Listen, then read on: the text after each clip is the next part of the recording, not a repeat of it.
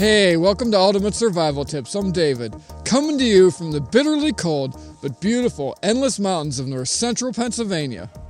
I'm glad you stopped by today because I'm going to try to help you put together a cold weather survival clothing kit so you can be more comfortable during any cold weather activity and stay alive if you're ever stuck outside for an extended period on the coldest of days. Stay tuned until the end for some bonus tips and links to the full list of gear that I'm going to show you in this video. Let's get started.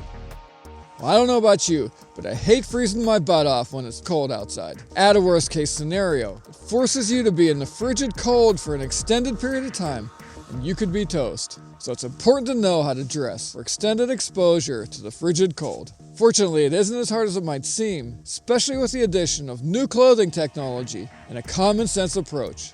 Here's the way it works. Your body is a furnace that continually generates surplus heat, so all we need to do is use scalable layers of the right clothing to create a comfortable microclimate between your skin and outer layer, adding layers when you get cold and removing layers when you get too warm. Layer number 1, the sub-base layer, or underwear for short. I found that a snug pair of briefs and a long sleeve or sleeveless top made of nylon or polyester that is breathable, dries quick, and pulls sweat away from your body works great, where short sleeve shirts tend to bunch up, be uncomfortable under thermals. As far as brands go, Under Armour and Exofficio stuff has been durable and has worked well for me. And the cool thing is that they're great for year-round use, for travel, and for bug-out bags because they wash out easy, dry quick, and then can be reused without laundering. And both of these brands make great sub-base layer stuff for the ladies. Now here's a general warning for all the clothing that we're going to talk about.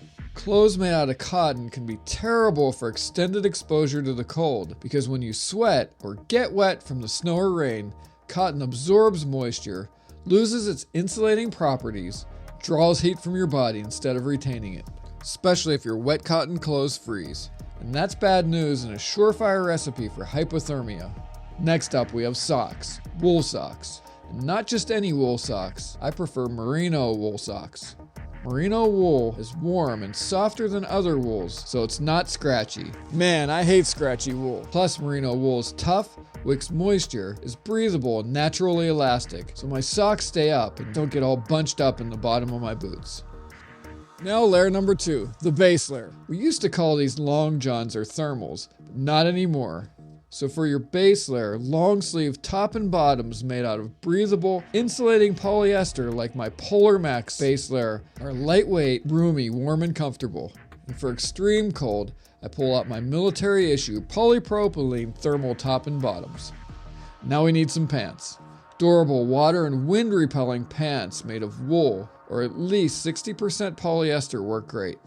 511 or proper tactical pants really work well over your base layer, but for extreme cold it's hard to beat my military surplus winter wool trousers. Oh yeah, and don't forget your belt and multi-tool. Now here's a bonus tip.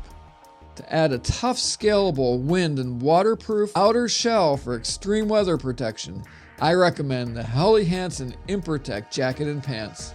Just make sure to size them large enough to fit over all your other winter clothing.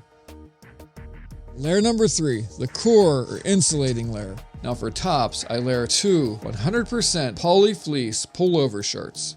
I use a thinner one close to my body and then a thicker one on top. I prefer mine with quarter zippers in the front because they're helpful for regulating heat. Now here's another warning. Make sure your core layers are not too tight because what really keeps you warm is having pockets of air between each clothing layer. Layer number 4, the outer shell. A tough, insulated, water, and wind-repelling jacket is what you need. For moderately cold temperatures, my tactical soft-shell jacket works great. It's very durable. But when the temperatures go south of freezing, I'm wearing a jacket with an outer shell that's highly water-resistant, totally blocks the wind, and is insulated to keep my core heat in. But for bitter extreme cold, nothing beats a down parka. And one more thing, a coat with a hood is absolutely essential. Now let's talk about feet, neck, head and hand protection. Now to keep your feet happy, I recommend comfortable, rugged, insulated, waterproof boots that are not super bulky. They need to keep your feet warm and dry and be able to stand up to hard extended wear if needed.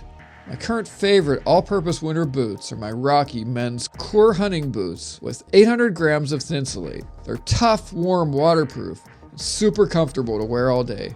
But there's a lot of choices out there, so you have to try some boots on and find out what works best for you.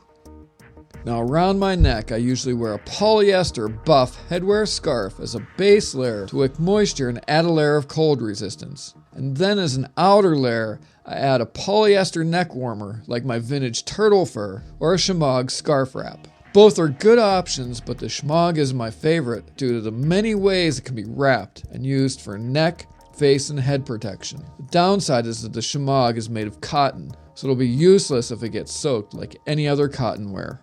Next, you gotta cover your head. As a base layer for keeping the old noggin warm, I recommend a simple fleece watch cap in addition to your insulated coat hood. Together they offer scalable protection from the wind and cold, but for extreme cold, nothing beats my sheepskin bomber style hat. Now we need some tough, warm, water-resistant gloves. Now for maximum warmth, I can't find anything better than a durable pair of insulated mittens. But sometimes mittens won't do. So for a versatile glove made to work, keep your hands warm, the Carhartt insulated cold snap work gloves are worth a look. And last but not least, you need some sunglasses to protect your eyes from light reflecting off the snow and from bitter winds. So I prefer tactical shooting glasses that have a lot of surface area and provide maximum coverage. There you have it, a simple scalable system that can keep you warm if you ever have to survive in the cold. For your convenience, I've included links to all the gear that I've mentioned in the video description on YouTube. Just click the Show More tab under this video. So don't forget to subscribe to this channel. And for more gear reviews, survival tips, and survival news, check out ultimatesurvivaltips.com. And while you're there, grab our monthly survival e-mag, like us on Facebook, and follow us on Twitter to get the latest news and be the first to hear about the great gear giveaway contests we have planned. Okay, this is David. I hope to see you on the other side, and remember, be prepared because you never know.